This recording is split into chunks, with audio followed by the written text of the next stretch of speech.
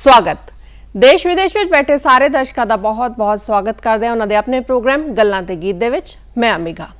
अज 1 जुलाई है ते अज असी पूरे देश दे विच नैशनल डॉक्टर्स डे मना रहे हैं। अज दा खास दिन समर्पित है डॉक्टर नूं, डॉक्टर जिन्हां नूं रब दा दूसरा रूप भी किया जाता है। जदों भी साडी सेहत नूं कोई समस्या आती है तो सानूं सब तो पहला डॉक्टर दा ध्यान ही आंदा है ते डॉक्टर कोल जाके साडी सेहत समस्यावां भी ठीक हो जांदियां ने।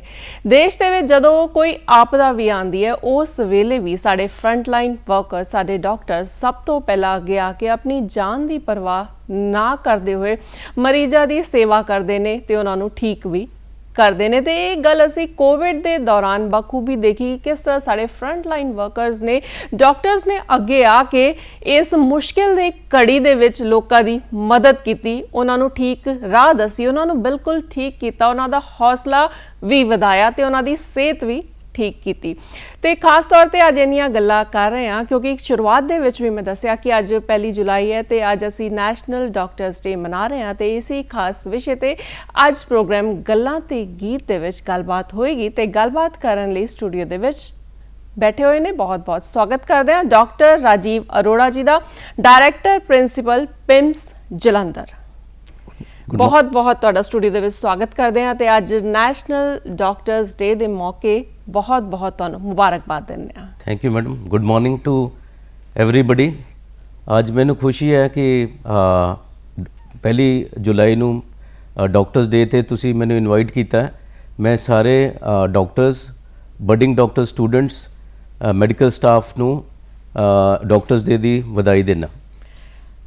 तो प्रोग्राम की शुरुआत करते हैं कि अज का दिन खास तौर पर 1 जुलाई का जोड़ा दिन है वो नैशनल डॉक्टर्स डे के रूप दे विच क्यों मनाया जाता है? देखो अलग अलग देश अपना उन्हों का अलग अलग दिन ते डॉक्टर्स डे मनाया जाता है। जी जी। साडे देश दे विच डेट हैगी 1 जुलाई जी। और उहदा एक बहुत बड़ा रीज़न है, साडे एक बहुत एमिनेंट फ्रीडम फाइटर जो कि डॉक्टर भी सन जी, उन्हों की याद दे विच डॉक्टर BC रॉय, डॉक्टर बिधान चंद रॉय की याद दे विच मनाया जाता है।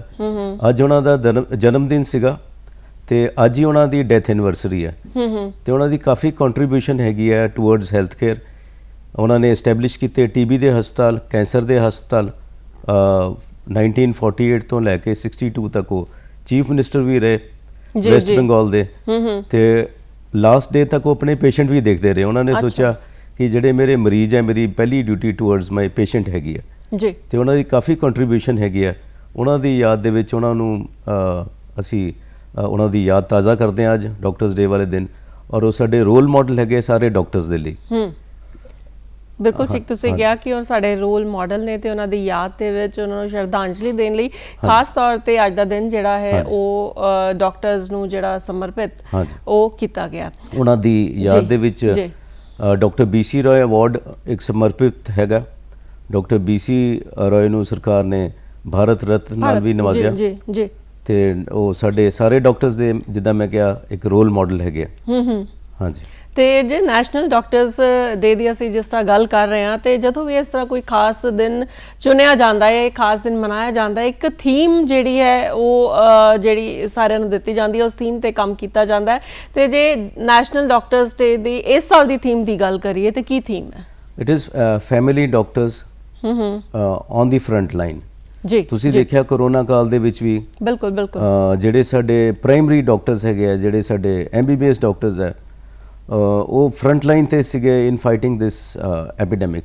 चाहे वो साडे MBBS डॉक्टर्स सी, चाहे साडे PG स्टूडेंट्स भी सिगे, सारे जिहड़े साडे बेसिक जिहड़े बेसिक ग्रेजुएट डिग्री या PG कर रहे वो फ्रंट लाइन ते सी। अज इस साल का जिहड़ा हैगा साडा डॉक्टर्स डे उन्होंने समर्पित है।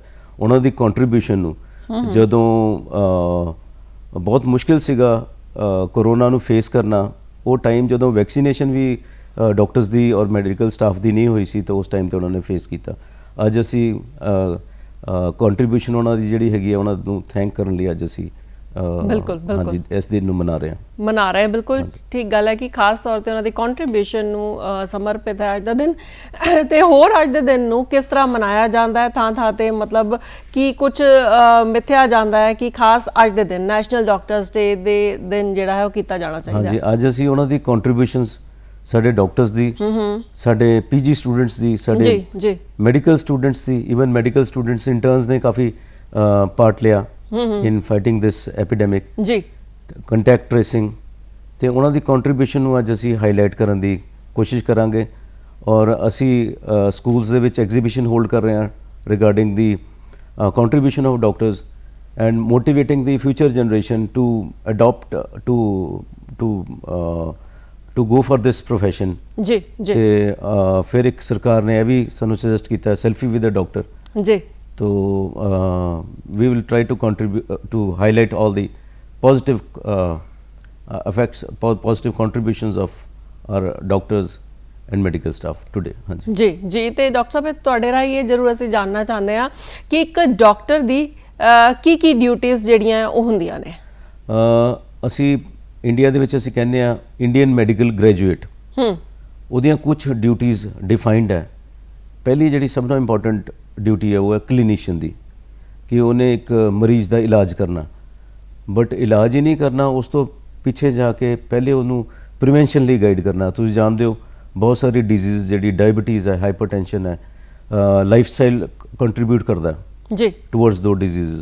ਪੰਜਾਬ ਦੇ ਵਿੱਚ ਸਾਡਾ lot of there is addiction, alcohol the addiction ਹੈ, ਡਰੱਗਸ ਦੀ ਐਡਿਕਸ਼ਨ ਹੈ, ਉਹ ਸਾਰੀ ਲਾਈਫ ਸਟਾਈਲ ਹੈ, ਐਕਸਰਸਾਈਜ਼ ਨਾ ਕਰਨਾ ਜੀ ਜੀ ਤੇ ਉਹ ਕੰਟਰੀਬਿਊਟ ਕਰਦਾ ਹੈ ਸੈਡੈਂਟਰੀ ਲਾਈਫ ਸਟਾਈਲ ਟੂਵਰਡਸ ਮੈਨੀ ਡਿਜ਼ੀਜ਼। ਤਾਂ ਡਾਕਟਰ ਦੀ ਪਹਿਲੀ ਡਿਊਟੀ ਹੈ ਪ੍ਰੀਵੈਂਟਿਵ ਹੈਲਥ ਕੇਅਰ।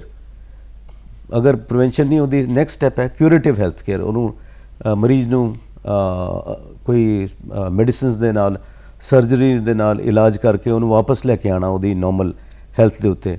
ਤਾਂ ਇਹ ਪਹਿਲੀ ਜਿਹੜੀ ਡਿਊਟੀ ਹੈ ਐਜ਼ ਅ ਕਲੀਨੀਸ਼ੀਅਨ ਹੈ। ਫਿਰ ਉਸ ਤੋਂ ਬਾਅਦ ਇੱਕ ਬੜੀ ਇੰਪੋਰਟੈਂਟ ਡਿਊਟੀ ਹੈ ਜਿਹੜੀ ਅਸੀਂ ਗੱਲ ਵੀ ਕਰ ਰਹੇ ਸੀ ਥੋੜ੍ਹੀ ਦੇਰ ਪਹਿਲੇ, ਐਜ਼ ਅ ਕਮਿਊਨੀਕੇਟਰ।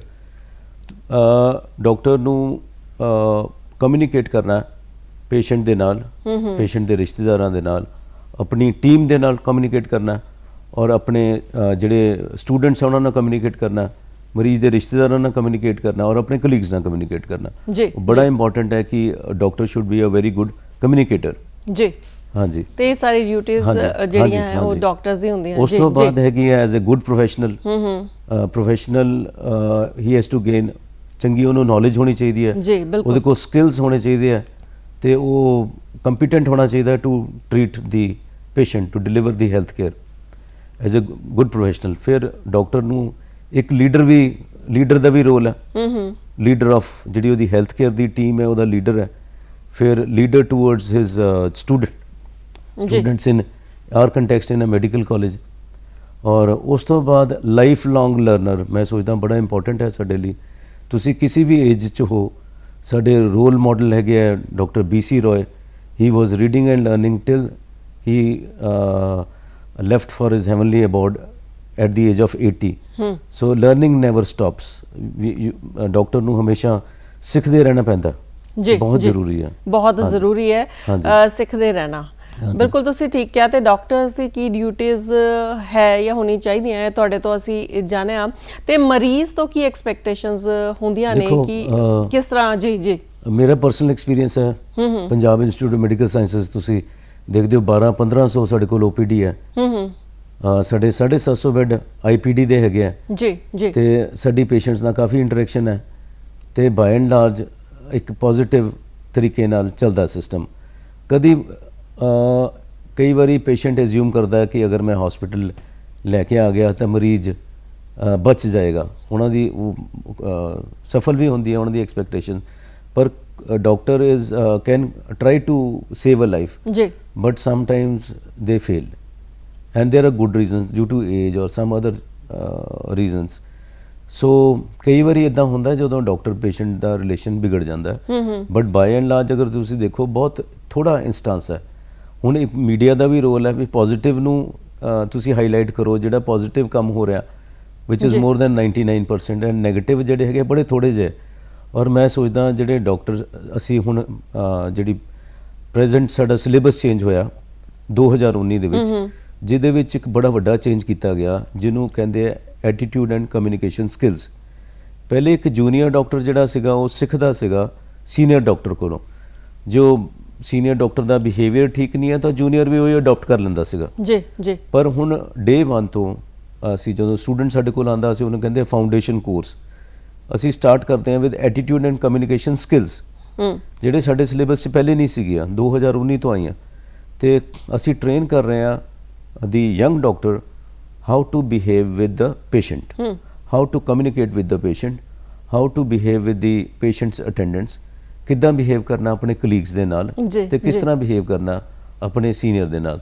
ਤੁਸੀਂ ਦੇਖੋਗੇ ਕੁਝ ਸਾਲਾਂ 'ਚ ਜਿਹੜੇ ਸਾਡੇ 2019 ਬੈਚ ਦੇ ਬੱਚੇ ਹੈ ਉਹ ਆ ਜਾਣਗੇ ਕੁਝ ਸਾਲਾਂ 'ਚ ਮਾਰਕੀਟ ਦੇ ਵਿੱਚ, they will come as basic doctor 2024 ਦੇ ਵਿੱਚ। You will see a marked improvement in skills.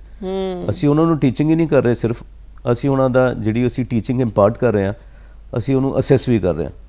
ਫਿਰ ਉਸ ਤੋਂ ਬਾਅਦ ਅਸੀਂ ਐਟੀਟਿਊਡ ਕਮਿਊਨੀਕੇਸ਼ਨ ਸਕਿੱਲਸ ਸਿਖਾਉਣ ਲਈ ਆਊਟਸਾਈਡ ਐਕਸਪਰਟਸ ਨੂੰ ਵੀ ਬੁਲਾ ਰਹੇ ਹਾਂ ਤਾਂ ਕਿ doctors we are not trained, so we are getting outside experts so that ਅਸੀਂ ਬੈਟਰ ਲਰਨਿੰਗ ਉਹਨਾਂ ਨੂੰ ਇੰਪਾਰਟ ਕਰ ਸਕੀਏ ਰਿਗਾਰਡਿੰਗ ਕਮਿਊਨੀਕੇਸ਼ਨ ਸਕਿੱਲਸ। ਬਿਲਕੁਲ ਬਿਲਕੁਲ।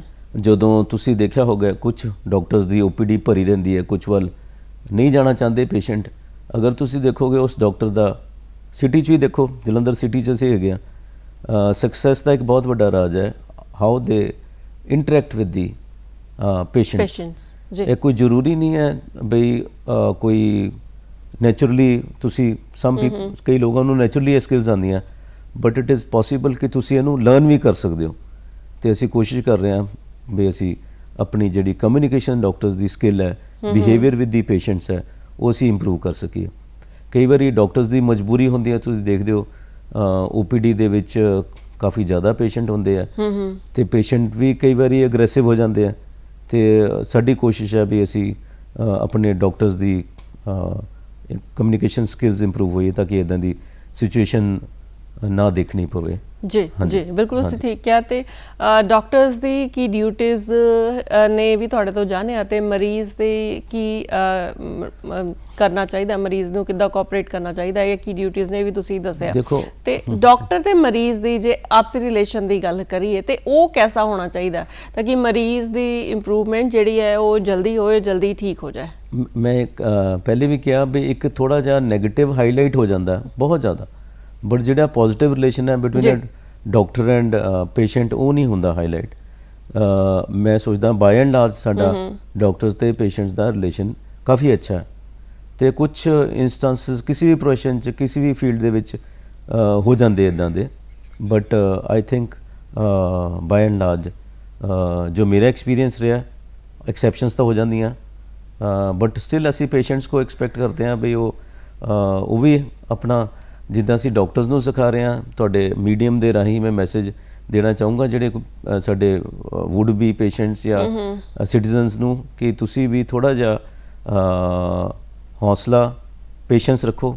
ਸਾਡੇ ਕਈ ਵਾਰੀ ਡਾਕਟਰਸ ਓਵਰਵਰਕਡ ਹੁੰਦੇ ਆ।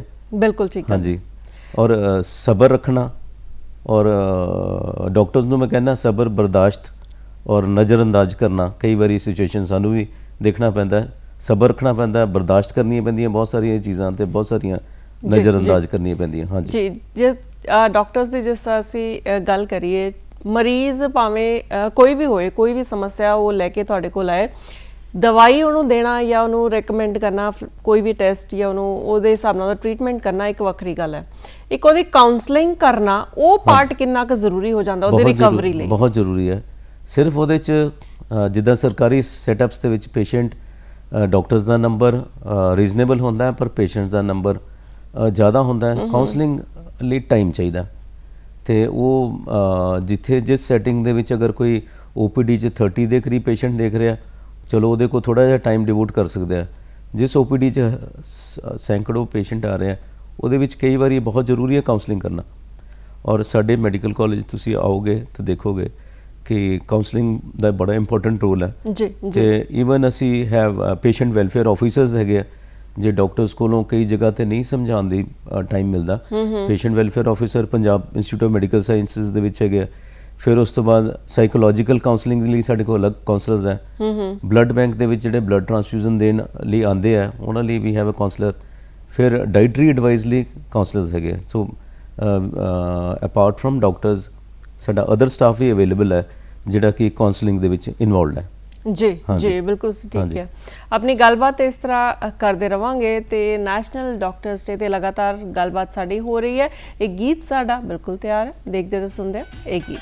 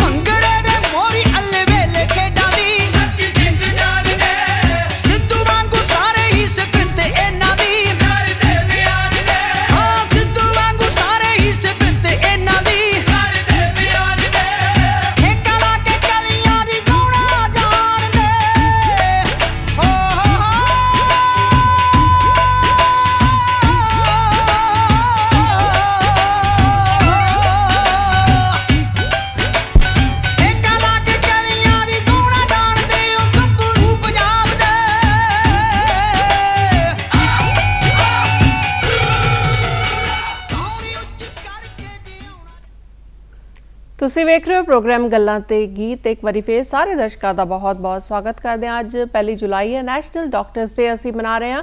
ਸਟੂਡੀਓ ਦੇ ਵਿੱਚ ਗੱਲਬਾਤ ਕਰਨ ਲਈ ਸਾਡੇ ਨਾਲ ਮੌਜੂਦ ਨੇ doctor Rajiv Arora ji, director principal PIMS Jalandhar. ਇੱਕ ਵਾਰੀ ਫੇਰ ਇਹਨਾਂ ਦਾ ਵੈਲਕਮ ਕਰਦੇ ਹਾਂ ਤੇ ਪ੍ਰੋਗਰਾਮ ਦੇ ਵਿੱਚ ਅਗਲਾ ਸਵਾਲ ਇਹ ਅਸੀਂ ਕਰਨਾ ਚਾਹੁੰਦੇ ਹਾਂ ਕਿ ਜਿਸ ਤਰ੍ਹਾਂ ਕੋਵਿਡ ਦੇ ਦੌਰਾਨ ਅਸੀਂ ਦੇਖਿਆ ਕਿ ਕੈਸਾ ਮਾਹੌਲ ਸੀਗਾ। ਲਾਕਡਾਊਨ ਦਾ ਸਮਾਂ ਵੀ ਆਇਆ, ਬਹੁਤ ਔਖਾ ਸਮਾਂ ਵੀ ਆਇਆ ਜਦੋਂ ਬਹੁਤ ਜ਼ਿਆਦਾ ਡਰ ਸੀ ਕੋਵਿਡ ਨੂੰ ਲੈ ਕੇ ਸਾਡੇ ਮਨ ਦੇ ਅੰਦਰ। ਉਸ ਵੇਲੇ ਸਾਡੇ ਫਰੰਟ ਲਾਈਨ ਵਰਕਰਸ ਨੇ, ਡਾਕਟਰਸ ਨੇ, ਸਭ ਤੋਂ ਪਹਿਲਾਂ ਜੇ ਮੈਂ ਉਹਨਾਂ ਦੀ ਗੱਲ ਕਰਾਂ, ਅੱਗੇ ਆ ਕੇ ਇਸ ਮਾਹੌਲ 'ਤੇ ਕਾਬੂ ਪਾਉਣ ਦੀ ਪੂਰੀ ਕੋਸ਼ਿਸ਼ ਕੀਤੀ। ਉਹਨਾਂ ਦੀ ਮਿਹਨਤ ਨੂੰ ਅਸੀਂ ਕਦੇ ਵੀ ਨਹੀਂ ਭੁੱਲ ਸਕਦੇ, ਉਹਨਾਂ ਦੀ ਸੇਵਾ ਨੂੰ ਅਸੀਂ ਕਦੇ ਵੀ ਨਹੀਂ ਭੁੱਲ ਸਕਦੇ।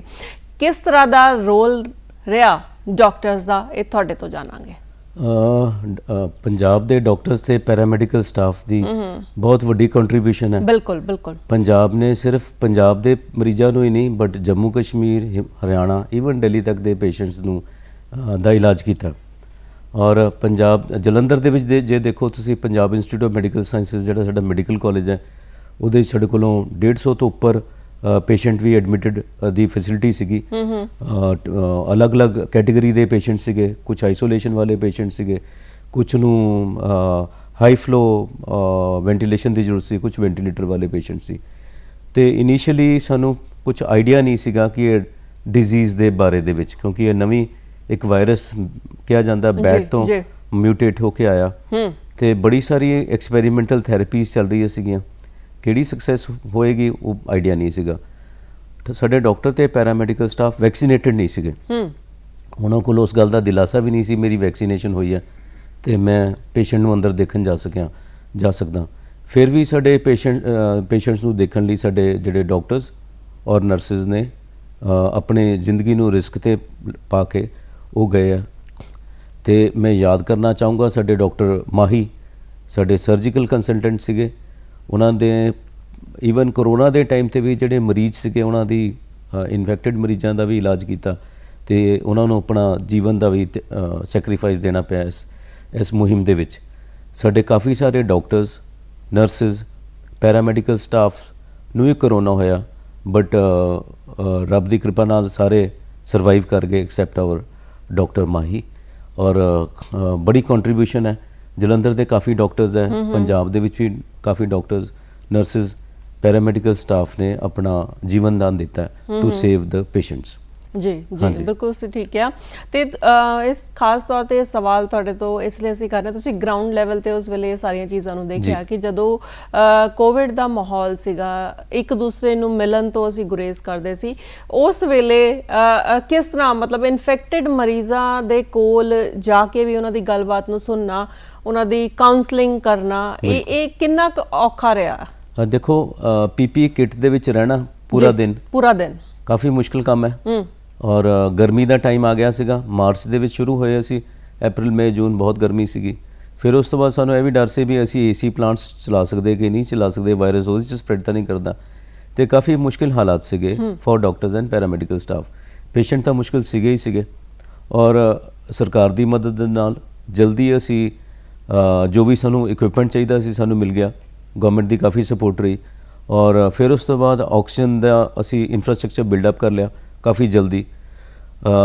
ਤੁਹਾਨੂੰ ਇਹ ਜਾਣ ਕੇ ਖੁਸ਼ੀ ਹੋਏਗੀ ਕਿ ਪੀਪੀਪੀ ਮੋਡ ਦੇ ਵਿੱਚ ਅਸੀਂ ਪੰਜਾਬ ਇੰਸਟੀਚਿਊਟ ਮੈਡੀਕਲ ਸਾਇੰਸਿਸ ਦੇ ਵਿੱਚ ਪਹਿਲੀ ਅਸੀਂ ਲੈਬ ਐਸਟੈਬਲਿਸ਼ ਕੀਤੀ RT-PCR ਦੀ ਵਿਦਿਨ ਮੰਥਸ।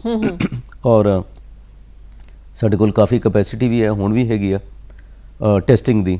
ਪਹਿਲੇ ਟੈਸਟ ਜਿਹੜੇ ਸੀਗੇ ਉਹ ਜਾ ਰਹੇ ਸੀਗੇ medical colleges out of Jalandhar ਜਾ ਰਹੇ ਸੀ, ਹੁਣ ਅਸੀਂ ਪ੍ਰੋਸੈਸ ਕਰ ਸਕਦੇ ਹਾਂ। ਸਵੇਰੇ ਸੈਂਪਲ ਦਿਓ ਤੇ ਸ਼ਾਮ ਤੱਕ ਅਸੀਂ ਸੈਂਪਲ ਦੇ ਦਿੰਦੇ ਹਾਂ। ਹਾਂਜੀ, ਤਾਂ ਕਾਫੀ ਇਨਫਰਾਸਟ੍ਰਕਚਰ ਬਿਲਡਅਪ ਹੋਇਆ। ਡਾਕਟਰਸ ਦੇ, ਨਰਸਿਸ ਦਾ ਕਾਫੀ ਜ਼ਿਆਦਾ ਵੱਡਾ ਕੰਟਰੀਬਿਊਸ਼ਨ ਸੀ, ਉਹਨਾਂ ਦਾ ਸੈਕਰੀਫਾਈਸ ਸੀਗਾ, ਸਾਇਲੈਂਟ ਕੰਟਰੀਬਿਊਸ਼ਨ ਸੀ, ਕਿਤੇ ਹਾਈਲਾਈਟ ਨਹੀਂ ਹੋਏ। ਉਹ ਪੀਪੀ ਵੀ ਬੰਦ ਸੀਗੇ, ਅਸੀਂ ਉਹਨਾਂ ਦੀ ਇਮੇजेस ਵੀ ਨਹੀਂ ਦੇਖ ਸਕਦੇ, but hats off to them। ਔਰ ਉਹਨਾਂ ਦਾ ਅਸੀਂ ਕੰਟਰੀਬਿਊਸ਼ਨ ਨੂੰ ਭੁਲਾ ਨਹੀਂ ਸਕਦੇ। ਬਿਲਕੁਲ ਤੁਸੀਂ ਠੀਕ ਕਿਹਾ ਕਿ ਕੰਟਰੀਬਿਊਸ਼ਨ ਨੂੰ ਕਦੀ ਵੀ ਭੁੱਲਿਆ ਨਹੀਂ ਜਾ ਸਕਦਾ। ਤੇ ਖਾਸ ਤੌਰ ਤੇ ਜੋ ਉਹਨਾਂ ਦਿਨਾਂ ਦੇ ਵਿੱਚ ਤੁਹਾਡੇ ਆਪਣੇ ਪਰਿਵਾਰਿਕ ਮਾਹੌਲ ਦੀ ਜੇ ਗੱਲ ਕਰੀਏ, ਇੱਕ ਪਾਸੇ ਤਾਂ ਲੋਕਾਂ ਦੀ ਸੇਵਾ ਕਰਨਾ, ਉਹਨਾਂ ਨੂੰ ਬਚਾਉਣਾ, ਇਹ ਤੁਹਾਡੀ ਡਿਊਟੀ, ਤੇ ਦੂਸਰੇ ਤਰਫ ਦੇਖੀਏ ਤਾਂ ਪਰਿਵਾਰ ਦੇ ਪ੍ਰਤੀ ਜ਼ਿੰਮੇਵਾਰੀਆਂ ਕਿ ਤੁਸੀਂ ਇਹ ਸੋਚ ਦੇ ਨਾਲ ਕਿ ਇਨਫੈਕਸ਼ਨ ਹੈ ਸ਼ਾਇਦ ਘਰ ਵੀ ਜਾਣ ਤੋਂ ਗੁਰੇਜ਼ ਕਰਦੇ ਹੋਵੋਗੇ। ਮੇਰੀ ਫੈਮਿਲੀ 'ਚ 3 ਅਸੀਂ ਮੈਡੀਕਲ ਪ੍ਰੋਫੈਸ਼ਨਲ ਹੈਗੇ ਹਾਂ। ਤਾਂ ਮੇਰੀ ਬੇਟੀ ਵੀ ਕੰਟਰੀਬਿਊਟ ਕਰ ਰਹੀ ਸੀਗੀ ਤੇ ਕੋਈ ਇਸ ਤਰ੍ਹਾਂ ਦਾ ਸਾਨੂੰ ਨਹੀਂ ਲੱਗਾ, ਬਟ ਇਟ ਵਾਜ਼ ਸਾਡੀ ਡਿਊਟੀ ਸੀਗੀ ਸਾਰਿਆਂ ਦੀ to be there in the battlefield. ਤੇ ਦੌੜਨਾ ਉੱਥੋਂ ਤਾਂ ਆਪਸ਼ਨ ਨਹੀਂ ਸੀਗੀ, ਤੁਸੀਂ ਟੀਮ ਨੂੰ ਲੀਡ ਕਰਨਾ ਤੇ ਜੇ ਤਾਂ ਹੀ ਲੀਡ ਕਰ ਸਕਦੇ ਜੇ ਤੁਸੀਂ ਆਪ ਉਹਦੇ ਵਿੱਚ ਕੰਟਰੀਬਿਊਟ ਕਰੋਗੇ। ਔਰ ਇਸ ਤੋਂ ਇਲਾਵਾ ਇੱਕ ਪੇਸ਼ੈਂਟਸ ਤੋਂ ਇਲਾਵਾ ਇੱਕ ਹੋਰ ਅਸੀਂ ਅਗਰ ਮੈਡੀਕਲ ਕਾਲਜਾਂ ਦੀ ਗੱਲ ਕਰੀਏ, ਉੱਥੇ ਜਿੱਦਾਂ ਸਾਡੇ ਕੋਲੋਂ 900 ਦੇ ਕਰੀਬ ਸਟੂਡੈਂਟ ਹੁੰਦੇ ਇੰਕਲੂਡਿੰਗ ਇੰਟਰਨਸ, ਤੇ ਉਹਨਾਂ ਨੂੰ ਗਾਈਡ ਕਰਨਾ ਉਸ ਟਾਈਮ ਦੇ ਵਿੱਚ ਇੰਟਰਨਸ ਨੇ ਸਾਡੀ ਕਾਫੀ ਹੈਲਪ ਕੀਤੀ, ਫਾਈਨਲ ਈਅਰ ਸਟੂਡੈਂਟਸ ਨੇ ਵੀ। ਫਿਰ ਅਸੀਂ ਉਹਨਾਂ ਦੀ ਐਜੂਕੇਸ਼ਨ ਕਿੱਦਾਂ ਕਰਾਉਣੀ ਹੈ, ਲੈਕਚਰ ਥੀਏਟਰ ਬੰਦ ਹੋ ਗਏ ਸੀਗੇ ਤੇ ਅਸੀਂ ਤੁਰੰਤ ਆਨਲਾਈਨ ਗਏ। ਅਸੀਂ ਡਿਫਰੈਂਟ ਪਲੇਟਫਾਰਮਸ ਯੂਜ਼ ਕੀਤੇ ਜਿਹਦੇ 'ਚ ਉਹਨਾਂ ਦੀ ਟ੍ਰੇਨਿੰਗ ਪਹਿਲੇ ਥਿਊਰੀ ਦੀ, ਬਾਅਦ ਦੇ ਵਿੱਚ ਪ੍ਰੈਕਟੀਕਲ ਦੀ ਵੀ, ਫਿਰ ਬਾਅਦ ਦੇ ਵਿੱਚ ਕਲੀਨਿਕਲ ਟ੍ਰੇਨਿੰਗ ਵੀ ਅਸੀਂ ਕੋਸ਼ਿਸ਼ ਕੀਤੀ ਆਨਲਾਈਨ ਕਰਾਉਣ ਦੀ। ਔਰ ਮੈਨੂੰ ਇਹ ਖੁਸ਼ੀ ਹੈ ਤੁਹਾਨੂੰ ਦੱਸਦੇ ਹੋਏ ਵੀ ਅਸੀਂ ਕਾਫੀ ਹੱਦ ਤੱਕ ਕਾਮਯਾਬ ਹੋ ਗਏ, ਅਦਰਵਾਈਜ਼ ਸਾਡੇ ਸਟੂਡੈਂਟਸ ਦੇ 1.5-2 ਸਾਲ ਜਿਹੜੇ ਖਰਾਬ ਹੋ ਜਾਣੇ ਸੀਗੇ।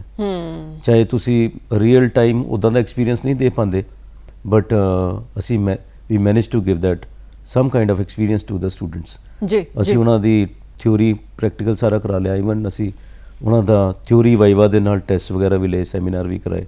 ਜੀ ਤੇ ਇੱਕ ਮੁਸ਼ਕਿਲ ਦੌਰ ਸੀ ਬਟ ਸਾਰਿਆਂ ਨੇ ਆਪਣੇ ਆਪ ਨੂੰ ਅਡੈਪਟ ਕੀਤਾ, ਇੰਕਲੂਡਿੰਗ ਸਟੂਡੈਂਟਸ। ਹਾਂਜੀ। ਤੇ ਉਸ ਵੇਲੇ ਦੀ ਇਹ ਮੰਗ ਸੀ, ਇਹ ਡਿਮਾਂਡ ਸੀ ਕਿ ਜ਼ਿੰਦਗੀ ਨੂੰ ਅੱਗੇ ਚਲਾਇਆ ਜਾਏ, ਕਿਉਂਕਿ ਜ਼ਿੰਦਗੀ ਕਦੀ ਵੀ ਜਿਹੜੀ ਹੈ ਉਹ ਰੁਕ ਨਹੀਂ ਸਕਦੀ। ਤੇ ਜੇ ਪੈਂਡੇਮਿਕ ਟਾਈਮ ਤੇ ਜਿਸ ਤਰ੍ਹਾਂ ਕੰਟਰੀਬਿਊਸ਼ਨ ਡਾਕਟਰਸ ਦੀ ਰਹੀ ਉਹਦੇ ਬਾਰੇ ਅਸੀਂ ਗੱਲ ਕਰ ਰਹੇ ਹਾਂ, ਤੇ ਇਸੇ ਤਰ੍ਹਾਂ ਜਦੋਂ ਵੈਕਸੀਨੇਸ਼ਨ ਆਈ ਹੈ ਨਾ, ਉਹਨੂੰ ਲੈ ਕੇ ਬਹੁਤ ਡਰ ਸੀ ਮਨ ਦੇ ਵਿੱਚ, ਬਹੁਤ ਤਰ੍ਹਾਂ ਦੇ ਸਵਾਲ ਸੀ। ਤੇ ਉਸ ਵੇਲੇ ਕਿਸ ਤਰ੍ਹਾਂ ਡੀਲ ਕੀਤਾ ਗਿਆ ਪੇਸ਼ੈਂਟਸ ਦੇ ਨਾਲ, ਕਿੱਦਾਂ ਉਹਨਾਂ ਨੂੰ ਜਾਗਰੂਕ ਕੀਤਾ ਗਿਆ ਤਾਂ ਕਿ ਵੱਧ ਤੋਂ ਵੱਧ ਲੋਕ ਵੈਕਸੀਨ ਲਵਾਉਣ? ਪੈਂਡੇਮਿਕ ਜਲੰਧਰ ਦੀ ਅਸੀਂ ਗੱਲ ਕਰੀਏ ਤਾਂ ਅਖੀਰਲੇ ਹਫਤੇ ਮਾਰਚ 2020 ਚ ਸ਼ੁਰੂ ਹੋਈ। ਵੈਕਸੀਨੇਸ਼ਨ ਸਾਡੇ ਕੋਲ ਆਈ ਤੀਜੇ ਹਫਤੇ ਜਨਵਰੀ ਦੇ ਵਿੱਚ।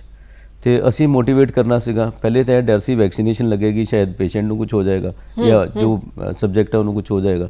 ਤੇ ਆਈ ਵਾਜ਼ ਅਮੰਗ ਦੀ ਫਸਟ ਇਨ ਪਿਮਸ। ਤੇ ਉਸ ਤੋਂ ਬਾਅਦ ਸਾਡੇ ਡਾਇਰੈਕਟਰ ਪ੍ਰਿੰਸੀਪਲ ਸੀਗੇ ਉਸ ਟਾਈਮ ਤੇ ਡਾਕਟਰ ਮਿਸਿਸ ਕੁਲਬੀਰ ਕੌਰ, ਉਹਨਾਂ ਨੇ ਵੀ ਲਗਵਾਈ। ਤਾਂ ਰੋਲ ਮਾਡਲ ਅਸੀਂ ਕ੍ਰੀਏਟ ਕੀਤੇ, ਸਾਡੇ ਨਰਸਿੰਗ ਸੁਪਰਿੰਟੈਂਡੈਂਟ ਨੇ ਪਹਿਲੀ ਲਗਵਾਈ ਵੈਕਸੀਨੇਸ਼ਨ। ਤਾਂ ਹੌਲੀ ਹੌਲੀ ਸਾਰੇ ਮੋਟੀਵੇਟ ਹੋ ਗਏ। ਮੈਂ ਥੈਂਕਫੁਲ ਹੈਗਾ ਗਵਰਨਮੈਂਟ ਦਾ ਕਿ ਉਹਨਾਂ ਨੇ ਬੜੀ ਜਲਦੀ ਸਾਨੂੰ free of cost vaccination provide ਕਰ ਦਿੱਤੀ। ਜੀ ਜੀ ਬਿਲਕੁਲ ਠੀਕ ਗੱਲ ਹੈ ਅਸੀਂ ਕਾਮਯਾਬ ਹੋਏ ਕਿ ਡੇਲੀ ਵੈਕਸੀਨੇਟ ਕਰਨ ਲਈ ਸਾਰੇ ਸ਼ਹਿਰ ਦੇ ਪੂਰੇ ਗਵਰਨਮੈਂਟ ਦੇ ਇਨਫਰਾਸਟ੍ਰਕਚਰ ਦੀ ਵੀ ਕਾਫੀ ਕੰਟਰੀਬਿਊਸ਼ਨ ਹੈ। ਤੇ ਅਸੀਂ ਵੀ ਆਪਣੇ ਵੱਲੋਂ ਐਜ਼ ਅ ਮੈਡੀਕਲ ਕਾਲਜ ਵੀ ਕੰਟਰੀਬਿਊਟਡ, ਟਰਾਈ ਟੂ ਕੰਟਰੀਬਿਊਟ। ਜੀ ਜਿਹਦਾ ਵੈਕਸੀਨੇਸ਼ਨ ਜਦੋਂ ਪਹਿਲੀ ਵੈਕਸੀਨੇਸ਼ਨ ਆਈ ਉਸ ਵੇਲੇ ਬਹੁਤ ਡਰ ਸੀ, ਇਸੇ ਤਰ੍ਹਾਂ ਫਿਰ ਮੋਟੀਵੇਟ ਕਰਨਾ ਕਿ ਦੂਸਰੀ ਵੈਕਸੀਨ ਤੁਸੀਂ ਜ਼ਰੂਰ ਲਗਵਾਉਣੀ ਹੈ। ਤੇ ਉਸ ਤੋਂ ਬਾਅਦ ਹੁਣ ਬੂਸਟਰ ਡੋਜ਼ ਵੀ ਜਿਹੜੀ ਹੈ ਉਹ ਲੱਗ ਰਹੀ ਹੈ, ਲੱਗ ਚੁੱਕੀ ਹੈ, ਬਹੁਤ ਸਾਰੇ ਲੋਕ ਬੂਸਟਰ ਡੋਜ਼ ਵੀ ਲਵਾ ਚੁੱਕੇ ਨੇ। ਤੇ ਬਾਰ-ਬਾਰ ਕੀ ਮੋਟੀਵੇਟ ਕਰਨਾ ਪੈਂਦਾ ਹੈ ਲੋਕਾਂ ਨੂੰ? ਦੇਖੋ ਫਸਟ ਟਾਈਮ ਤਾਂ ਮੋਟੀਵੇਟ ਕਰਨਾ ਪਿਆ ਸੀਗਾ ਜੀ ਜੀ ਤੇ ਐਕਸਪੈਕਟੇਸ਼ਨਸ ਇਹ ਸੀਗੀ ਕਿ ਵੈਕਸੀਨ ਲੱਗੇਗੀ, ਉਸ ਤੋਂ ਬਾਅਦ ਪਤਾ ਨਹੀਂ ਕੀ ਉਹਨੂੰ ਸਿੰਪਟਮਸ ਹੋਣਗੇ, ਐਕਸਪੈਰੀਮੈਂਟਲ ਲੱਗ ਰਿਹਾ ਸੀਗਾ ਬਟ ਉਹ ਠੀਕ ਠਾਕ ਰਿਹਾ ਬਾਏ ਐਂਡ ਲਾਰਜ। ਉਸ ਤੋਂ ਬਾਅਦ ਸੈਕੰਡਲੀ ਜ਼ਿਆਦਾ ਮੋਟੀਵੇਟ ਨਹੀਂ ਕਰਨਾ ਪਿਆ। ਫਿਰ ਕੋਰੋਨਾ ਦੀ ਸੈਕੰਡ ਥਰਡ ਵੇਵ, ਫਿਰ ਲੋਕਾਂ ਨੇ ਕਿਹਾ ਤਾਂ ਕੁਝ ਵੀ ਨਹੀਂ ਹੈਗਾ। ਉਹਨਾਂ ਨੇ ਫਿਰ ਆਪਣੀ ਮਾਸਕ ਵੀ ਹੁਣ ਨਹੀਂ, ਚਲੋ ਮੇਰੀ ਤਾਂ ਪਾਕਟ ਸੀਗੀ ਅੱਜ, ਬਟ ਮਾਸਕ ਵੀ ਪਹਿਨਣੀ ਬੰਦ ਕਰ ਦਿੱਤੀ, ਸੋਸ਼ਲ ਡਿਸਟੈਂਸਿੰਗ ਵੀ ਹਟ ਗਏ ਹੁਣ। ਬਟ ਸਾਨੂੰ ਹਾਲੀ ਵੀ ਪ੍ਰੀਕਾਸ਼ਨਸ ਲੈਣੀਆਂ ਚਾਹੀਦੀਆਂ ਕਿਉਂਕਿ ਇਹ ਦੇਖਿਆ ਗਿਆ ਈਵਨ ਵੈਕਸੀਨੇਸ਼ਨ ਤੋਂ ਬਾਅਦ ਵੀ ਕੋਵਿਡ ਇਨਫੈਕਸ਼ਨ ਹੋ ਸਕਦਾ ਹੈ, ਉਹਦੇ ਅਲੱਗ-ਅਲੱਗ ਸਟ੍ਰੇਨ ਹੈ, ਚਾਹੇ ਉਹ ਮਾਈਲਡ ਹੁੰਦਾ ਹੈ। ਜਨਰਲੀ ਵੈਕਸੀਨੇਸ਼ਨ ਬਹੁਤ ਹੈਲਪ ਕਰਦੀ ਹੈ, ਸਾਨੂੰ ਇਹ ਭੁੱਲਣਾ ਨਹੀਂ ਚਾਹੀਦਾ, ਸਾਨੂੰ ਯਾਦ ਕਰਨਾ ਚਾਹੀਦਾ। ਅਸੀਂ ਸਮਾਲ ਪੌਕਸ ਸਾਨੂੰ ਨਜ਼ਰ ਨਹੀਂ ਆਉਂਦੀ ਹੁਣ, ਪੋਲੀਓ ਕਿਤੇ ਕੁਝ ਦੇਸ਼ਾਂ 'ਚ ਰਹਿ ਗਿਆ ਜਿਨ੍ਹਾਂ ਦੇ ਕੋਈ ਰੀਜ਼ਨਸ ਹੈ ਨਾ ਵੈਕਸੀਨੇਸ਼ਨ ਹੋਣ ਦੇ। ਅਲਟੀਮੇਟਲੀ ਕੋਵਿਡ ਵੀ ਬਹੁਤ ਜਲਦੀ ਇੱਥੇ ਕਾਬੂ ਪਾ ਲਿਆ ਗਿਆ ਬਾਏ ਐਂਡ ਲਾਰਜ। ਹੋਪਫੁਲੀ ਜੋ ਸਿਚੁਏਸ਼ਨ ਅਸੀਂ ਦੇਖੀ ਫਸਟ ਵੇਵ 'ਚ ਔਰ ਸੈਕੰਡ ਵੇਵ 'ਚ ਜਦੋਂ ਡਾਇਰ ਸਿਚੁਏਸ਼ਨ ਸੀ, ਉੱਦਾਂ ਦਾ ਸਾਨੂੰ ਮੌਕਾ ਨਹੀਂ ਦੇਖਣਾ ਪਏਗਾ। ਅਸੀਂ ਹੁਣ ਬੈਟਰ ਪ੍ਰੀਪੇਅਰਡ ਹੈਗੇ ਆ ਇਨ ਟਰਮਸ ਆਫ ਇਨਫਰਾਸਟ੍ਰਕਚਰ। ਅਸੀਂ ਟ੍ਰੇਨਿੰਗ ਕਰਾਈ ਹੈ, ਸਰਕਾਰ ਨੇ ਹਿਦਾਇਤਾਂ ਦਿੱਤੀਆਂ ਟ੍ਰੇਨਿੰਗ ਦੀ। ਸਾਡੀ ਨਰਸਿਸ, ਸਾਡੇ ਸਟੂਡੈਂਟਸ, ਸਾਡੇ ਡਾਕਟਰਸ ਹੁਣ ਬੈਟਰ ਟ੍ਰੇਨਡ ਹੈ। ਪਹਿਲੇ ਇੰਨਾ ਸਟਾਫ ਨਹੀਂ ਸੀ ਕਿ ਇੰਨੇ ਸਾਰੇ ਪੇਸ਼ੈਂਟ ਆ ਜਾਣ ਜਿਹਨਾਂ ਨੂੰ ਇੰਟੂਬੇਸ਼ਨ ਦੀ ਜ਼ਰੂਰਤ ਹੈ ਤੇ ਤੁਸੀਂ ਕਰ ਸਕੋ, but we are now better trained. ਫਿਰ ਉਸ ਤੋਂ ਬਾਅਦ ਜਿਹੜੇ ਸਾਡੇ ਬੱਚੇ ਆ ਰਹੇ ਆ, ਸਿਲੇਬਸ ਨੂੰ ਜਲਦੀ ਚੇਂਜ ਕੀਤਾ ਗਿਆ, ਇੱਕ ਇੰਟਰੋਡਿਊਸ ਕੀਤਾ ਗਿਆ ਪੈਂਡੈਮਿਕ ਮੋਡਿਊਲ ਕੋਰੋਨਾ ਦੇ ਲਈ। ਜਿਹੜੇ ਹੁਣ ਸਟੂਡੈਂਟਸ ਹੈ they know how to deal with the what is corona virus.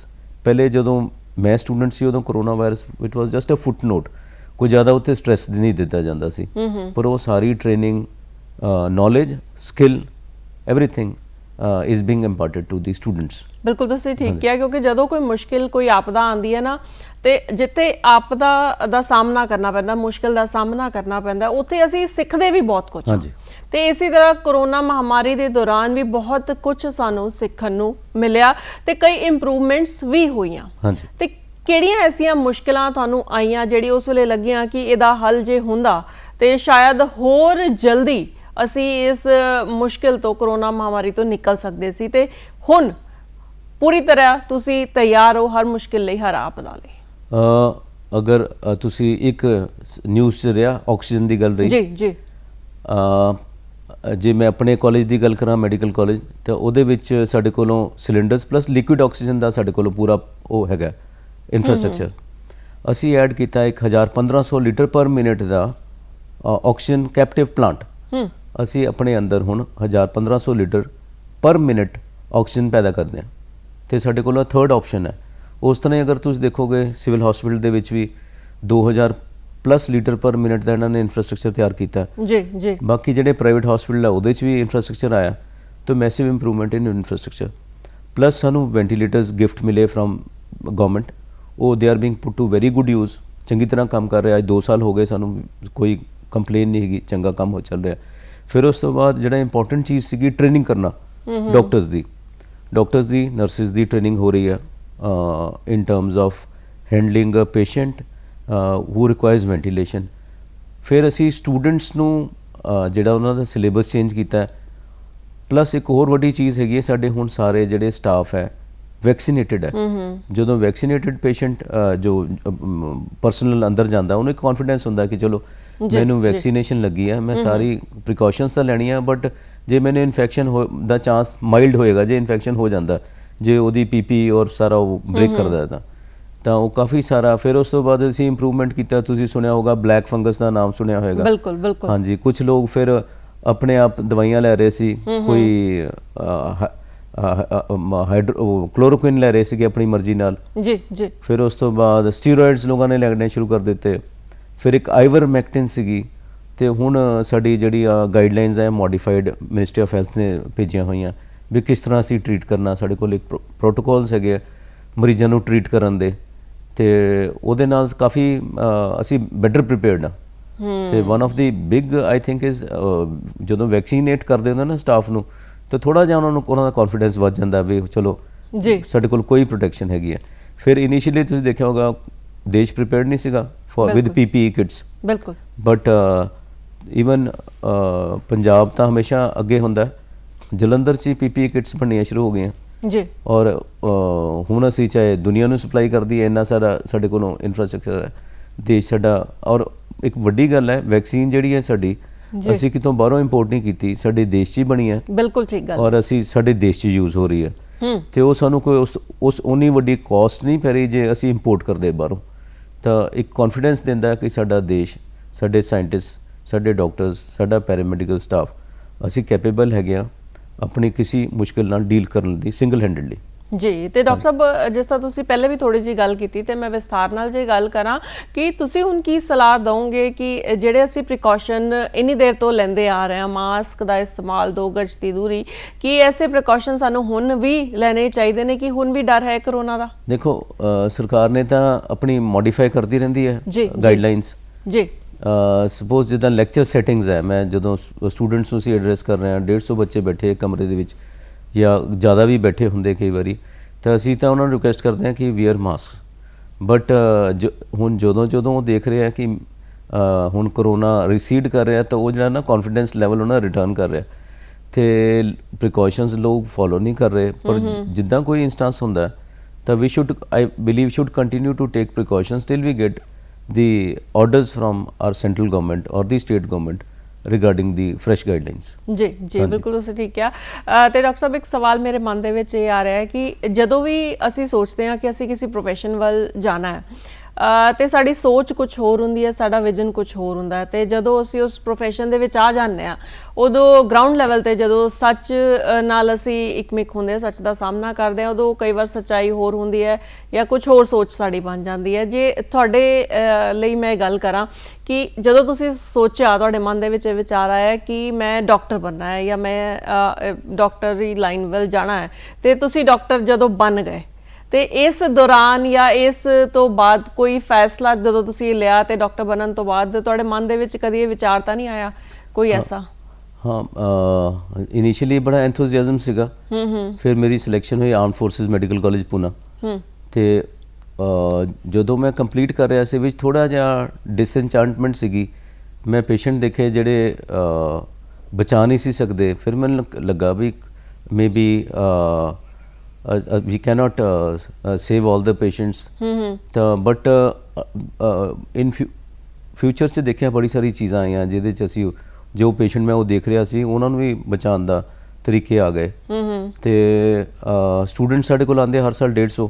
ਅਸੀਂ ਉਹਨਾਂ ਨੂੰ ਪੁੱਛਦੇ ਹਾਂ ਵੀ ਕਿਉਂ ਆਏ, ਕਾਫੀ ਸਾਰੇ ਕਹਿੰਦੇ ਮਾਂ ਪਿਓ ਨੇ ਭੇਜਿਆ ਸਾਨੂੰ, ਕਈਆਂ ਦਾ ਦਿਲੋਂ ਹੁੰਦਾ, ਆਪਣੇ ਅੰਦਰੋਂ ਉਹਨਾਂ ਦਾ ਇੱਛਾ ਹੁੰਦੀ ਹੈ ਕੁਛ ਇਹ ਵੀ ਸੋਚਦੇ ਆ ਵੀ ਇਹਦੇ 'ਚ ਲਕਰੇਟਿਵ ਪ੍ਰੋਫੈਸ਼ਨ ਹੈ, ਸ਼ਾਇਦ ਸਾਨੂੰ ਫਾਈਨੈਂਸ਼ੀਅਲ ਬੈਨੀਫਿਟ ਹੋਣਗੇ, ਬਟ ਅਲਟੀਮੇਟਲੀ ਮੇਰੀ ਤਾਂ ਉਹਨਾਂ ਨੂੰ ਇਹੀ ਗਾਈਡੈਂਸ ਹੁੰਦੀ ਹੈ ਵੀ ਤੁਸੀਂ ਪੇਸ਼ੈਂਟ ਵੱਲ ਦੇਖੋ, ਤੁਹਾਡਾ ਫੋਕਸ ਹਮੇਸ਼ਾ ਹੋਣਾ ਚਾਹੀਦਾ ਸੀ ਪੇਸ਼ੈਂਟ ਦਾ ਭਲਾ ਕਿਸ ਤਰ੍ਹਾਂ ਕਰਨਾ ਜੀ। ਔਰ ਬਾਈ ਐਂਡ ਲਾਰਜ ਸਾਰੇ ਡਾਕਟਰਸ ਪੈਰਾਮੈਡੀਕਲ ਸਟਾਫ ਉਹਨਾਂ ਦਾ ਹਮੇਸ਼ਾ ਫੋਕਸ ਹੈ ਵੀ ਹੋਣਾ ਵੀ ਚਾਹੀਦਾ ਟੂਵਰਡਸ ਦੀ ਪੇਸ਼ੈਂਟ ਓਨਲੀ। ਜੀ ਜੀ ਬਿਲਕੁਲ ਤੁਸੀਂ ਠੀਕ ਕਿਹਾ। ਤੇ ਬਹੁਤ ਸਾਰੇ ਦਰਸ਼ਕ ਇਸ ਵੇਲੇ ਜਿਹੜੇ ਪ੍ਰੋਗਰਾਮ ਦੇਖ ਰਹੇ ਨੇ, ਖਾਸ ਤੌਰ ਤੇ ਉਹ ਬੱਚੇ ਜਿਹੜੇ ਸੋਚਦੇ ਨੇ ਕਿ ਅਸੀਂ ਡਾਕਟਰ ਬਣਨਾ, ਉਹਨਾਂ ਨੂੰ ਤੁਸੀਂ ਕੀ ਦੱਸਣਾ ਚਾਹੋਗੇ ਕਿ ਕਿਸ ਤਰ੍ਹਾਂ ਉਹ ਆਪਣੀ ਤਿਆਰੀ ਕਰਨ? ਮੇਰੇ ਟਾਈਮ ਤੇ ਕੋਈ ਕੋਚਿੰਗ ਸੈਂਟਰ ਨਹੀਂ ਸੀ ਹੁੰਦੇ। ਹੁਣ ਮੈਂ ਦੇਖਦਾ ਵੀ 8ਵੀਂ ਤੋਂ ਬਾਅਦ ਬੱਚੇ ਚਲੇ ਜਾਂਦੇ ਕੋਚਿੰਗ ਸੈਂਟਰ 'ਚ। ਮੈਂ ਤਾਂ ਆਪਣੇ ਬੱਚਿਆਂ ਨੂੰ ਵੀ ਬਾਕੀਆਂ ਨੂੰ ਇਹੀ ਗਾਈਡ ਕਰਦਾ ਕਿ ਉਹ ਜੋ CBSE ਦੇ ਸਿਲੇਬਸ ਹੈ ਉਹਨੂੰ ਪੜ੍ਹੋ ਜੀ, ਐਂਡ ਆਪਣਾ ਟਾਈਮ ਇਹਨਾਂ ਨਾ ਵੇਸਟ ਕਰੋ ਉਸ ਦੇ ਵਿੱਚ ਜੀ। ਫਿਰ ਉਸ ਤੋਂ ਬਾਅਦ ਇੱਕ ਫੁੱਲ ਲਾਈਫ ਡਿਵੋਟ ਕਰਨੀ ਹੈ ਟੂਵਰਡਸ ਪ੍ਰੋਫੈਸ਼ਨ। ਅਗਰ ਦਿਸ ਰਿਕੁਆਇਰਸ ਲੋਟ ਆਫ ਟਾਈਮ, ਜਿੱਦਾਂ ਮੈਂ ਤੁਹਾਨੂੰ ਕਿਹਾ ਲਾਈਫ ਲੌਂਗ ਲਰਨਿੰਗ ਹੈਗਾ, ਬੜੇ ਸਾਰੇ ਇਮਤਿਹਾਨ ਪਾਸ ਕਰਨੇ ਪੈਂਦੇ, ਹਰ ਮਹੀਨੇ ਪਾਸ ਕਰਨੇ ਪੈਂਦੇ ਜੀ, ਮਿਹਨਤ ਕਰਨੀ ਪੈਂਦੀ ਹੈ। ਤੁਸੀਂ ਬਹੁਤ ਜ਼ਿਆਦਾ ਇੰਟੈਲੀਜੈਂਟ ਵੀ ਹੋ ਤੇ ਉਹਦੇ ਨਾਲ ਇੰਟੈਲੀਜੈਂਸ ਨਾਲ ਤੁਸੀਂ ਨਹੀਂ ਕਰ ਸਕਦੇ ਇਹਨੂੰ ਪਾਸ ਅਨਲੈਸ ਤੁਸੀਂ ਮਿਹਨਤ ਕਰੋ, ਔਰ ਮਿਹਨਤ ਵੀ ਰੈਗੂਲਰਲੀ ਕੰਸਿਸਟੈਂਟਲੀ ਕਰਨੀ ਪੈਂਦੀ ਹੈ, ਤਾਂ ਹੀ ਤੁਸੀਂ ਕਿਸੇ ਫੀਲਡ ਦੇ ਵਿੱਚ ਪਹੁੰਚ ਸਕਦੇ ਹੋ ਜਿਹਦੇ ਤੁਸੀਂ ਮਰੀਜ਼ਾਂ ਨੂੰ ਇੱਕ ਰੀਜ਼ਨੇਬਲ ਕੇਅਰ ਦੇ ਸਕੋ। ਤੇ ਜਿਹੜੇ ਸਟੂਡੈਂਟਸ ਹੈ ਉਹਨਾਂ ਨੂੰ ਮੈਂ ਇਹ ਕਹਾਂਗਾ ਵੀ ਤਿਆਰੀ ਕਰੋ, ਮਿਹਨਤ ਕਰੋ ਆਪਣੀ। ਸਾਰੀ ਐਡਮਿਸ਼ਨ ਕਰਨੀ ਹੈਗੀ ਆ ਪੰਜਾਬ ਦੇ ਵਿੱਚ ਬਾਬਾ ਫਰੀਦ ਯੂਨੀਵਰਸਿਟੀ ਨੇ, ਔਰ ਮੈਰਿਟ ਤੇ ਐਡਮਿਸ਼ਨ ਹੁੰਦੀ ਹੈ, ਔਰ ਉਸ ਤੋਂ ਇਲਾਵਾ ਕੋਈ ਤਰੀਕਾ ਨਹੀਂ ਹੈ। ਤੁਸੀਂ ਕੋਈ ਹੋਰ ਤਰੀਕਾ ਸੋਚੋ। MBBS 'ਚ admission is purely on merit and nothing else.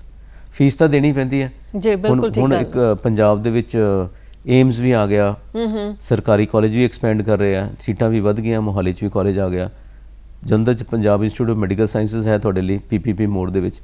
ਤੇ only way forward is hard work and nothing else. ਜੀ ਬਿਲਕੁਲ, ਹਾਰਡ ਵਰਕ ਜਿਹੜਾ ਹੈ ਬਹੁਤ ਜ਼ਰੂਰੀ ਹੈ ਕਾਮਯਾਬ ਹੋਣ ਲਈ। ਤੇ ਖਾਸ ਤੌਰ ਤੇ ਜੇ ਬੱਚਿਆਂ ਨੂੰ ਅਸੀਂ ਮੋਟੀਵੇਟ ਕਰਦੇ ਹਾਂ ਤੇ ਉਹਦੇ ਵਿੱਚ ਤਾਂ ਹਾਰਡ ਵਰਕ ਹੋਣਾ ਬਹੁਤ ਜ਼ਰੂਰੀ ਹੈ। ਜੇ ਬੱਚੇ ਹਾਰਡ ਵਰਕ ਕਰਨਗੇ ਤਾਂ ਹੀ ਜ਼ਿੰਦਗੀ ਦੇ ਵਿੱਚ ਅੱਗੇ ਉਹ ਨਿਕਲ ਸਕਦੇ ਆ। ਤੇ ਜੇ ਮੈਂ ਤੁਹਾਡੇ ਤੋਂ ਪੁੱਛਾਂ, ਤੁਸੀਂ ਵੀ ਐਸੇ ਬਹੁਤ ਸਾਰੇ ਸਟੂਡੈਂਟਸ ਨੂੰ ਮਿਲਦੇ ਹੋਵੋਗੇ ਜਿਨ੍ਹਾਂ ਦੇ ਮਨ ਦੇ ਵਿੱਚ ਬਹੁਤ ਡਰ ਹੁੰਦਾ ਹੋਏਗਾ ਕਿ ਅੱਗੇ ਕਿਵੇਂ ਵਧਣਾ ਇਸ ਪ੍ਰੋਫੈਸ਼ਨ ਦੇ ਵਿੱਚ, ਜਾਂ ਇਸ ਚੀਜ਼ ਨੂੰ ਲੈ ਕੇ ਡਰ ਹੁੰਦਾ ਹੋਏਗਾ ਕਿ ਇਸ ਪ੍ਰੋਫੈਸ਼ਨ ਦੇ ਵਿੱਚ ਅੱਗੇ ਜਾ ਕੇ ਕੀ ਮੈਂ ਸਕਸੈਸਫੁਲ ਹੋ ਸਕਦਾ ਹੈ, ਹੋ ਸਕਦੀ ਹੈ, ਨਹੀਂ ਹੋ ਸਕਦੀ ਹੈ? ਦੇਖੋ ਨੀਟ ਦੇ ਵਿੱਚ 14 ਲੱਖ ਦੇ ਕਰੀਬ ਬੱਚੇ ਬੈਠਦੇ ਆ, ਇਹਦੇ ਆਸ-ਪਾਸ ਨੰਬਰ ਹੈ। ਬਿਲਕੁਲ ਠੀਕ ਗੱਲ। ਤੇ ਮੈਡੀਕਲ ਸੀਟਾਂ ਸਾਡੇ ਕੋਲ 91,000 ਹੈ ਇਸ ਸਾਲ।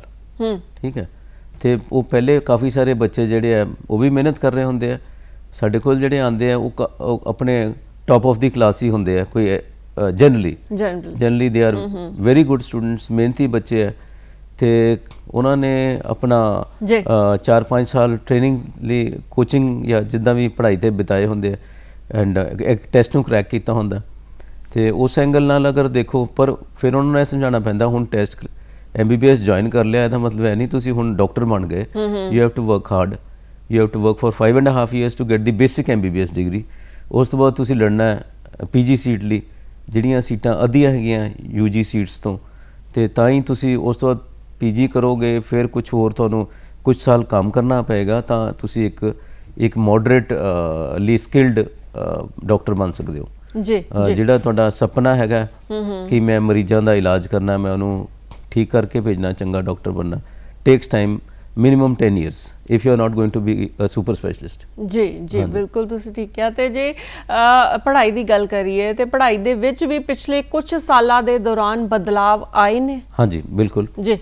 ਜਿੱਦਾਂ ਮੈਂ ਤੁਹਾਨੂੰ ਸ਼ੁਰੂ ਦੱਸਿਆ 2019 ਤੋਂ ਇੱਕ ਨਵਾਂ ਸਿਲੇਬਸ ਆਇਆ ਜਿਹਨੂੰ ਅਸੀਂ ਕਹਿੰਦੇ ਆ ਕੰਪੀਟੈਂਸੀ ਬੇਸਡ ਮੈਡੀਕਲ ਐਜੂਕੇਸ਼ਨ।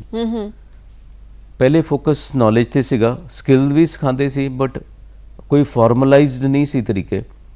ਹੁਣ ਸਕਿੱਲਸ ਤੇ ਦੇਖੋ, head, hands, skill, heart and communication, ਤੋ ਇਹ ਚਾਰ ਚੀਜ਼ਾਂ ਜ਼ਰੂਰੀ ਹੈਗੀਆਂ। ਹੁਣ ਜਿਹੜਾ ਸਿਲੇਬਸ ਹੈ ਉਹਦੇ 'ਚ ਸਕਿੱਲਸ ਤੇ ਫੋਕਸ ਹੈ, ਕਾਫੀ ਫੋਕਸ ਸਕਿੱਲਸ ਦੇ ਉੱਤੇ ਹੈ, ਔਰ ਫਿਰ ਉਸ ਤੋਂ ਬਾਅਦ ਕਮਿਊਨੀਕੇਸ਼ਨ ਸਕਿੱਲਸ ਦੇ ਉੱਤੇ ਉਹ ਸਿਲੇਬਸ ਚੇਂਜ ਹੋ ਰਿਹਾ, अर्ਲੀ ਕਲੀਨਿਕਲ ਐਕਸਪੋਜ਼ਰ ਹੋ ਰਿਹਾ।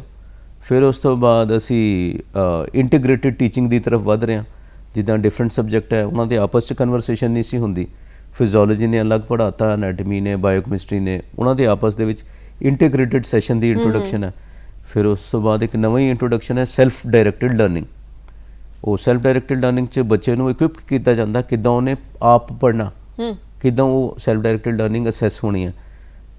अर्ली ਕਲੀਨਿਕਲ ਐਕਸਪੋਜ਼ਰ ਤੁਹਾਨੂੰ ਮੈਂ ਦੱਸ ਦਿੱਤਾ। ਫਿਰ ਉਸ ਤੋਂ ਬਾਅਦ ਕੁਛ ਐਲੀਮੈਂਟਸ ਹੈ ਜਿੱਦਾਂ ਡਾਕਟਰਸ ਲਾਈਫ ਸਟਾਈਲ ਡਿਜ਼ੀਜ਼ਸ ਤੋਂ ਵੀ ਸਫਰ ਕਰ ਰਹੇ, ਤੇ ਇਸ ਲਈ ਸਪੋਰਟਸ ਇੱਕ ਬੜਾ ਵਧੀਆ ਕੰਪੋਨੈਂਟ ਹੈ ਜਿਹੜਾ ਇੰਟਰੋਡਿਊਸ ਹੋ ਗਿਆ ਇਨ ਦੀ ਫਾਰਮਲ ਕਰਿਕੂਲਮ।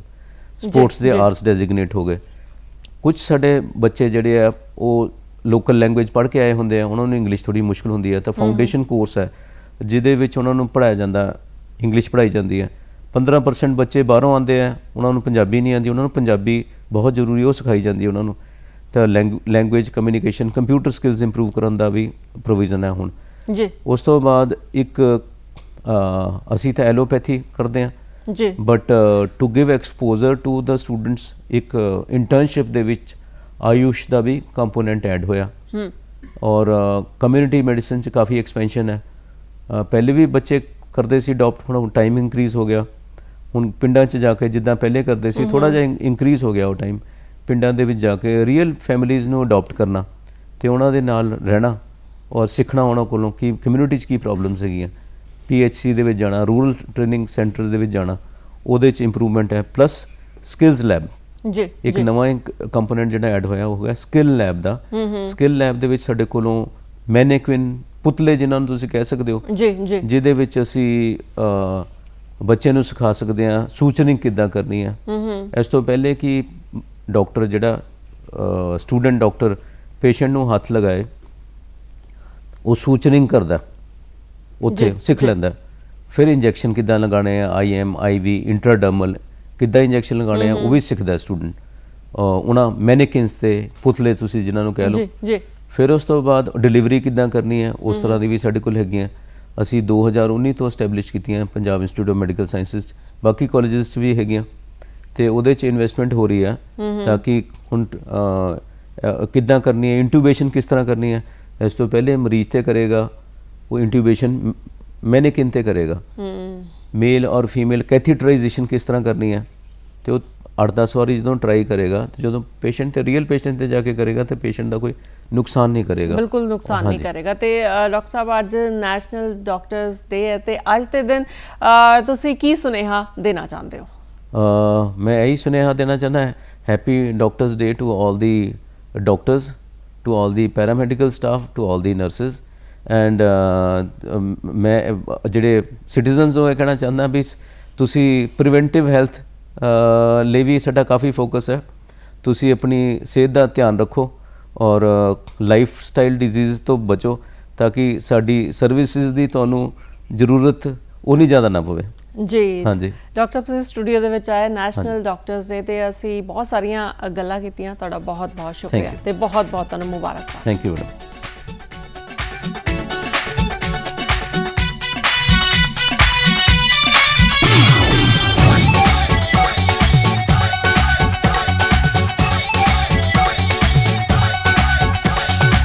ਸੋਹਣੀਏ ਨੀ ਸੋਹਣਾ ਤੇਰਾ ਚੰਨ ਜਿਹਾ ਮੁਖ ਨੀ, ਵੇਖ ਵੇਖ ਜਿਹਨੂੰ ਸਾਡੀ ਲੈਂਦੀ ਜਾਂਦੀ ਭੁੱਖ ਨੀ।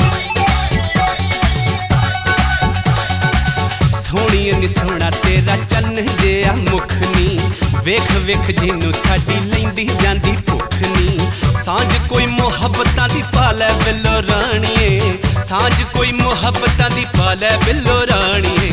ਦਿਲ ਸਾਡੇ ਦਿਲ ਨਾ ਵਟਾ ਲੈ ਬਿੱਲੋ ਰਾਣੀਏ, ਦਿਲ ਸਾਡੇ ਦਿਲ ਨਾ ਵਟਾ ਲੈ ਬਿੱਲੋ ਰਾਣੀਏ, ਦਿਲ ਸਾਡੇ ਦਿਲ ਨਾ ਵਟਾ ਲੈ ਬਿੱਲੋ ਰਾਣੀਏ। ਹਰ ਵੇਲੇ ਮੈਨੂੰ